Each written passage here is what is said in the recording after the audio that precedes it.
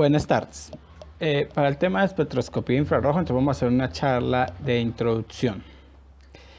En las radiaciones, pues entonces sabemos que la fuente principal, en este caso de nuestro sistema solar, pues procede, la fuente principal de energía es el Sol. El 4 es como el emisor de todos los rangos de luz. Pues sabemos que la luz es un componente que tiene un campo eléctrico y un campo magnético. Los dos campos están, entonces, es decir, es una radiación electromagnética. Esos dos campos están a 90, de manera perpendicular entre sí, es decir, a 90 grados uno del otro. Y pues existen diferentes clasificaciones de esa radiación emitida a lo que se le conoce como espectro electromagnético. A partir de esto, lo que sabemos es que una vez esa radiación la podemos controlar y la hacemos interactuar con la materia, pues generamos transiciones electrónicas en las que hay absorción y emisión de luz.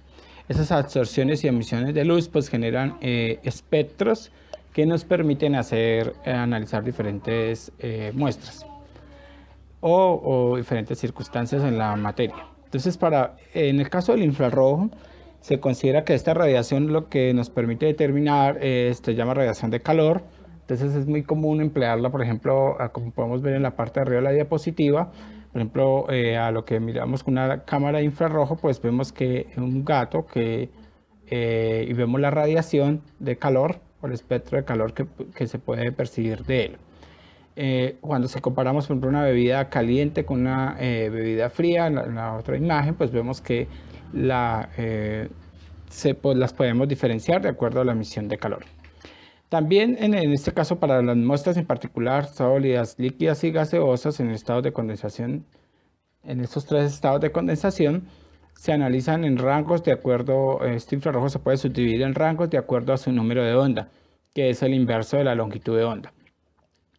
Como bien sabemos, el número de onda es directamente proporcional a la energía, es decir, entre más alto es un número de onda, mayor es la energía. Existen tres rangos en este caso en el infrarrojo, que es el infrarrojo cercano, el infrarrojo medio y el infrarrojo lejano. En el caso del infrarrojo cercano, se usa usualmente para análisis cuantitativos y es lo que se le conoce como sobretonos. El infrarrojo medio, que es el que vamos a usar en el laboratorio básicamente, o en este curso vamos a aprender, que permite la identificación de grupos funcionales. Y el infrarrojo lejano, que usualmente se usa para enlaces o analizar también algunos enlaces vibracionales, pero con metales o con átomos pesados, en este caso, de mayor masa molecular, atómica. Dentro del infrarrojo, pues básicamente lo que se percibe en esta teoría es el enlace como un resorte que se elonga y se recoge, ¿sí? Este resorte pues tiene una interacción entre una masa 1 y una masa 2. En química, desde el punto de vista de una molécula y en un grupo funcional, lo que tenemos es una diferencia de electronegatividades en un enlace. Por ejemplo, en el caso del agua, que vemos que el oxígeno es más electronegativo, entonces lo que se ve en rojo es que la densidad electrónica, a pesar de que es un enlace covalente y están compartiendo su densidad, la densidad electrónica tiende a estar más tiempo alrededor del átomo más electronegativo, que es el oxígeno, y menor tiempo sobre el oxígeno. Estos movimientos básicamente se pueden resumir en estos 6 que se muestran en la presentación. Uno que es el estiramiento simétrico, en este caso que se hace en el plano, los dos enlaces se mueven. Sí, el movimiento simétrico, que uno se recoge y el otro se extiende. El tijereteo, ¿sí? El balanceo, que se mueven los dos enlaces. El aleteo, que en este caso es por dentro y por fuera del plano. Y la torsión, que es por dentro y fuera del plano en este caso, pero de manera asimétrica. Estas interacciones las sufren los grupos funcionales, y de hecho la técnica pues se usa para identificación de grupos funcionales. Un resumen global, en este caso que es publicado por Compound Chem, de los grupos funcionales que existen en los compuestos orgánicos. Entonces identificamos alcanos, alquenos, alquinos, arenos, halógenos, aminas, ácidos carboxílicos. Entonces una clave en el análisis de infrarrojo básicamente está en hacer una muy buena identificación de los grupos funcionales.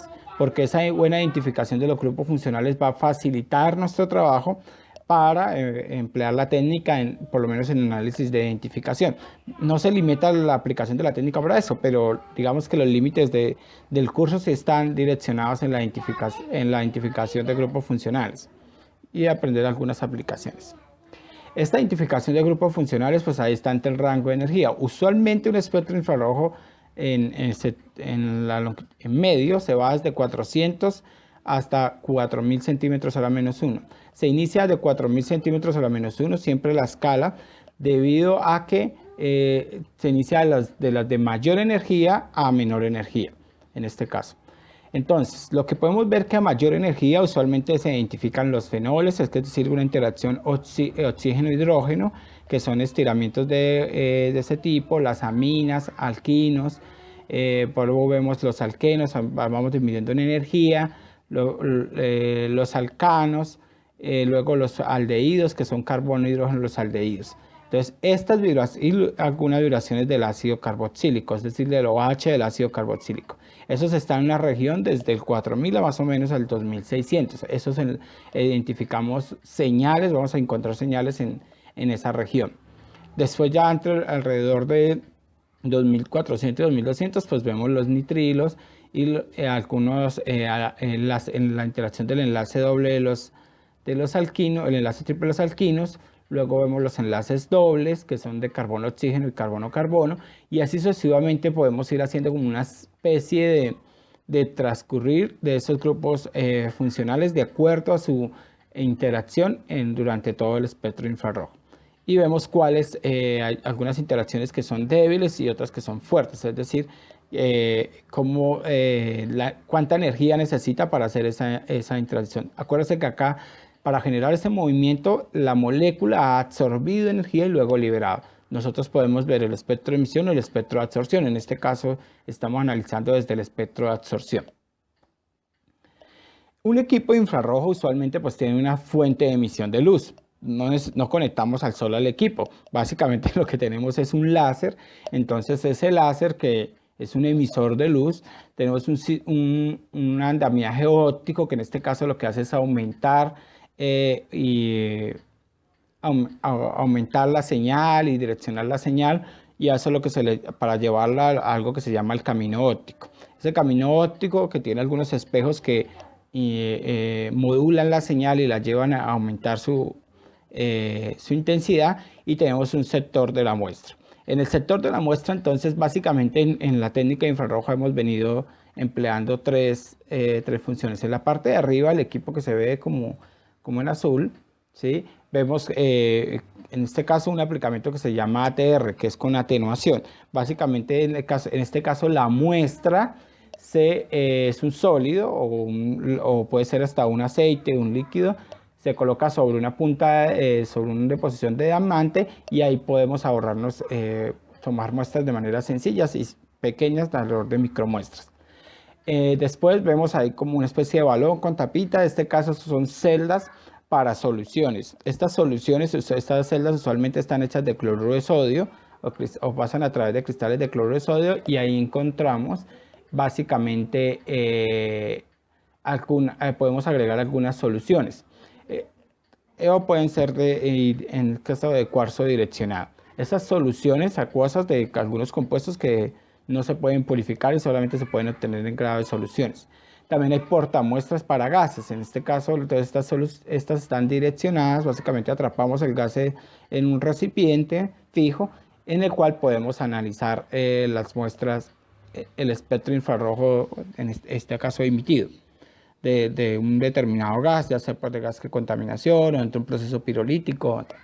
Y un método que es antiguo, es decir, que ya no tiene atenuación ATR, se hace usualmente a través de pastillas de KBr, de bromuro de potasio, como ustedes pueden consultarlo mejor. Entonces, básicamente esos componentes, eso está dentro de la muestra recibe la señal, y entre los procesos de absorción y emisión llega a otro espejo que la identifica, y por último al detector, que es el que nos da un espectro.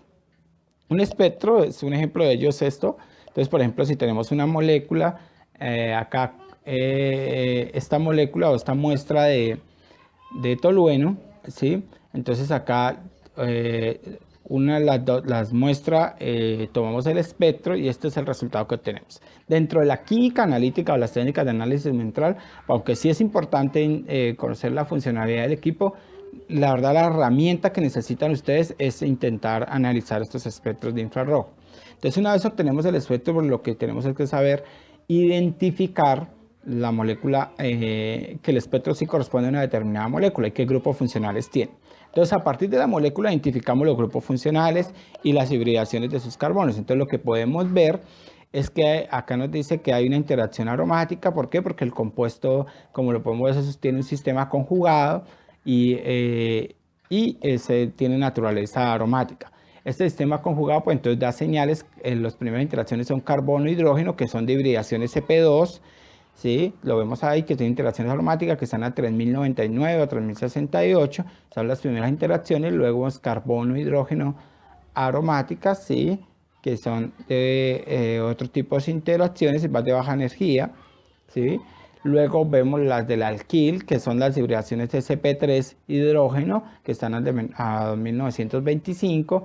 Luego vemos que el infrarrojo, como vamos a ver posteriormente, cuando nos enfoquemos mejor en los análisis, tiene algo que se llaman los overtone, que básicamente son vibraciones aromáticas.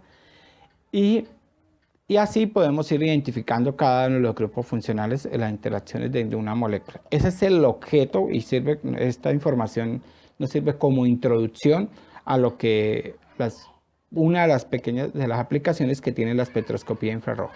Más adelante entonces veremos cómo analizarlo, los pasos para el análisis de un espectro de infrarrojo. Espero les haya servido, que tengan muy buena tarde.